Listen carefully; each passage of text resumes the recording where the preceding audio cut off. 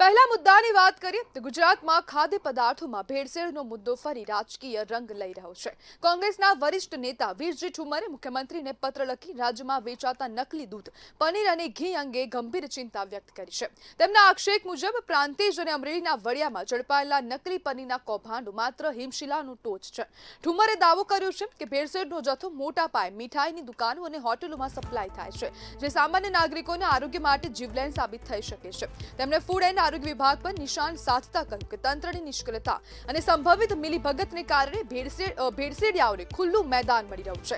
ભેળસેળનો પ્રશ્ન માત્ર રાજકારણનો મુદ્દો નથી, પરંતુ જન સ્વાસ્થ્ય પર ગંભીર સંકટ છે। હવે સરકાર શું પગલાં ભરે છે અને તંત્ર કેટલું સજાગ બને છે તેની પર સૌની નજર છે। ત્યારે પ્રશ્ન એ પણ થાય છે કે શું જવાબદાર અધિકારીઓ સામે કડક કાર્યવાહી થશે અને સૌથી મહત્વનું કે રાજ્યના નાગરિકોને શુદ્ધ ખોરાક મળશે કે નહીં અને ક્યાં સુધી હવે નાગરિકોના સ્વાસ્થ્યની સાથે ચેડા કરવામાં આવશે। અને હવે કોંગ્રેસના વરિષ્ઠ નેતા પણ હવે મેદાનમાં ઉતર્યા છે। મુખ્યમંત્રી ભૂપેન્દ્ર પટેલને પત્ર લખવામાં આવ્યો છે અને સમગ્ર મામલે હવે જે ભાજપના જે મુખ્ય પ્રવક્તા છે તેમનું પણ નિવેદન સામે આવ્યું છે। જે અનિલ પટેલ છે તેમનું પણ નિવેદન સામે આવ્યું છે કે સરકાર હવે દરેકની સામે કાર્યવાહી કરી રહી છે। હવે કોઈ પણ ટોલરન્સ કરવામાં આવતું નથી। હવે જેટલા પણ જે ભેળસેળિયાઓ આવશે તેમની સામે કાર્યવાહી કરવામાં આવે છે। ત્યારે હવે સમગ્ર મામલે કોંગ્રેસ પણ છેલ્લા ઘણા સમયથી હવે વિરોધ કરી રહ્યા છે। વિરોધનો દોર પણ યથાવત જોવા મળી રહ્યો છે। ત્યારે આજ વચ્ચે આપણી સાથે આ મુદ્દે ચર્ચા કરવા માટે સામાજિક કાર્યકર મેહુલ પટેલ જોડાઈ ગયા છે। મેહુલભાઈ, નકલી ખાદ્ય ખોરાક પર હવે મુખ્યમંત્રીને પત્ર લખવામાં આવ્યો છે, શું કહેશો? આ બાબતે પત્ર લખવામાં આવ્યો છે, પણ આ ખરેખર નિંદનીય છે।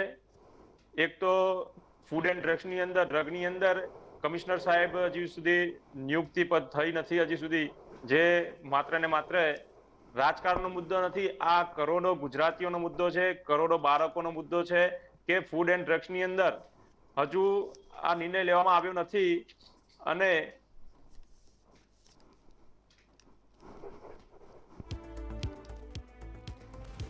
ફૂડ વિભાગની નિષ્ક્રિયતા પર પણ હવે અહીંયા સવાલો ઊભા થઈ ગયા છે, કારણ કે છેલ્લા ઘણા સમયથી રાજ્યમાં નકલીનો દોર યથાવત જોવા મળી રહ્યો છે અને અમરેલી અને અરવલ્લીની આસપાસ જે નકલી દૂધ પકડાયું છે, નકલી પનીરનો જથ્થો પણ પકડાયો છે, તેને લઈને પણ હવે રાજકારણ પણ ક્યાંક ને ક્યાંક ગરમાઈ ગયું છે। આપણી સાથે ફરીથી મેહુલભાઈ જોડાઈ ગયા છે। મેહુલભાઈ, રાજ્યમાં હવે નકલીનો કારોબાર ચાલી રહ્યો છે। પનીર હોય, દૂધ હોય કે ઘી હોય, દરેકમાં નકલી હવે ક્યાંક ને ક્યાંક ભેળસેળ કરવામાં આવી રહ્યું છે, શું કહેશો? નકલીનો કારોબાર ચાલી રહ્યો છે, સાથે સાથે અમૂલ હોય, દૂધસાગર હોય કે મધુર ડેરી હોય, આવી જે મોટી મોટી ડેરીઓ છે, સુમૂલ હોય, એની અંદર પણ જે દૂધ આપવામાં આવે છે એ પણ વાસ્તવિકમાં પાવડરનું મિક્સ થયેલું દૂધ હોય છે, જે એ પણ ઓરિજિનલ દૂધ નથી હોતું।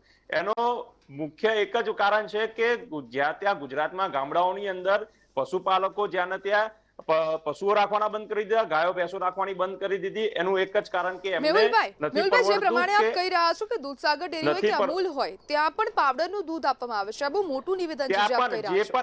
હા, અમૂલ શક્યતા કેટલી છે? અમૂલ દૂધની જે બેગ આવતી હોય છે એ પણ ક્યાંક ને ક્યાંક પાવડરનું મિશ્રણ થઈને, કારણ કે ઉત્પાદન જ નથી ગુજરાતની અંદર, ઉત્પાદન જ નથી એટલું કે માની લો કે 300 લીટરની જરૂર છે, એની સામે માત્ર ને માત્ર 50 લીટર ઉત્પાદન છે, તો ક્યાંથી આટલા લીટર દૂધ આવે છે?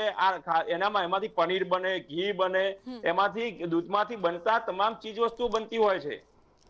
અને ખરેખર નિંદનીય છે કે ગુજરાતની અંદર વારંવાર આ રીતે ખાદ્ય પદાર્થોની અંદર મિલાવટ થતી હોય છે, અને સરકારશ્રીએ પણ ધ્યાન દોરવું જોઈએ। ક્યાંક ને ક્યાંક ફૂડ એન્ડ ડ્રગની અંદર પણ કમિશનર સાહેબને ચાર્જ સોંપવામાં આવે છે। કમિશનર સાહેબને ખરેખર ત્યાં આગળ નિયુક્તિ થવી જોઈએ, ત્યાં આગળ રિટાયર્ડ થયા પછી ચાર્જ સોંપવામાં આવે છે જે બીજા કમિશનર સાહેબને, ત્યાં આગળ નિયુક્તિ કરવાની જરૂર છે। મેહુલભાઈ, આપને શું લાગે છે કે ભેળસેળ પર રોક ક્યારે? સરકારે આના પર કડકમાં કડક પગલા લેવા જોઈએ। તમામ અધિકારીશ્રીઓએ સ્વૈચ્છિક રીતે ઈમાનદારીપૂર્વક, ના કે કોઈ પણ જાતની રિશ્વત અને લાંચ લીધા સિવાય કામ કરવું જોઈએ। આની અંદર માત્ર ને માત્ર જે લોકોને શરમ આવી જોઈએ, જે લોકો મિલાવટ કરી રહ્યા છે, એમના ઘરે બાળકો નહીં હોય, એમનો પરિવાર નહીં હોય, શું એ લોકો એમના પરિવારની શરમ ભરીને પણ એ લોકોએ આ કારો ધંધો ના કરવો જોઈએ, કારોબાર ના કરવો જોઈએ? ક્યાંક ને ક્યાંક સરકારે આની અંદર કડક પગલા લેવા જોઈએ અને તમામ શહેરોની અંદર, તમામ ગામડાઓની અંદર એક મિશન ઉપાડવું જોઈએ કે આ કારોબાર કરવા વાળા જે આતંકવાદીઓ કહેવાય, આ લોકો, એ આ આતંકવાદીઓને ખરેખર કાળા પાણીની સજા થવી જોઈએ। મેહુલભાઈ, હવે તેવા પણ આક્ષેપો ક્યાંક ને ક્યાંક કોંગ્રેસ દ્વારા કરવામાં આવે છે કે જે રાજ્યનું ફૂડ વિભાગના જે અધિકારીઓ છે તે લોકો પણ હવે ક્યાંક ને ક્યાંક નકલીના કારોબારમાં સંડોવાયેલા છે અને તેમની પણ મિલીભગત ક્યાંક ને ક્યાંક કેટલાક અંશ પર છે. આપને શું લાગે છે?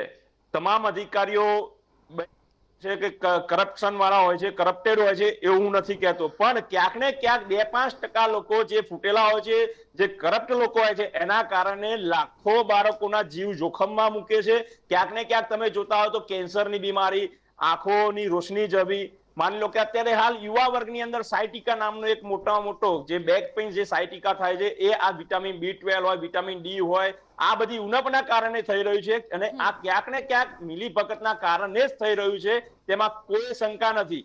બાકી જો સરકાર ધારે તો કોઈની મજાલ નથી, કોઈની હિંમત નથી કે એક પણ જગ્યા પર કોઈ પણ નકલી કારોબાર થઈ શકે. મેહુલભાઈ, જો તમને અને અમારા જેવા મીડિયાને ખબર હોય કે હવે આ જગ્યાએ નકલી પનીર વેચાઈ રહ્યું છે અથવા તો નકલીનો કાળો કારોબાર થઈ રહ્યો છે, તો પછી આપણને પણ ખબર હોય છે કે અનેક લોકોને પણ ખબર છે કે ક્યાંક ને ક્યાંક હવે અધિકારીઓની મિલીભગત છે, તો પછી સરકારને કેવી રીતના ખબર ન હોય? ફૂડ વિભાગના જે ઉચ્ચ અધિકારીઓ છે તે લોકોને કેમ ખબર ન હોય અને તે વાત પર વિશ્વાસ કેવી રીતના કરી શકાય? એ માનવામાં આવતું જ નથી. સરકારશ્રીને ખ્યાલ ના હોય કે અધિકારીશ્રીઓને ખ્યાલ ના હોય, પણ ક્યાંક ને ક્યાંક આંખ આડા કાન કરવામાં આવી રહ્યા હોય તેમ લાગી રહ્યું છે. અને ક્યાંક ને ક્યાંક ભૂપેન્દ્રભાઈ પટેલની સરકાર છે અને ક્યાંક ને ક્યાંક પ્રયત્ન ચાલુ પણ હશે, પણ કડક કાર્યવાહી કરવાની જરૂર છે. આની અંદર હજુ પણ સરકારે આની અંદર સચેત થવાની જરૂર છે, કારણ કે આરોગ્ય નહીં હોય તો ગુજરાતની અંદર નાના બાળકોથી લઈને તમામ લોકોને જે રોગો થઈ રહ્યા છે એના માટે ખરેખર સરકારે કંઈક ના કંઈક પગલા લેવાની જરૂર છે. હમણાં મેં વચ્ચે જોયું હતું, કંઈક ટૂથપેસ્ટ આવે છે એની અંદર પણ એ પણ ફેક, કોલગેટ કંપનીની ટૂથપેસ્ટ જે છે એ પણ ફેક પકડાઈ હતી. હમણાં વચ્ચે જોયું હશે 10-15 દિવસ પહેલા જ.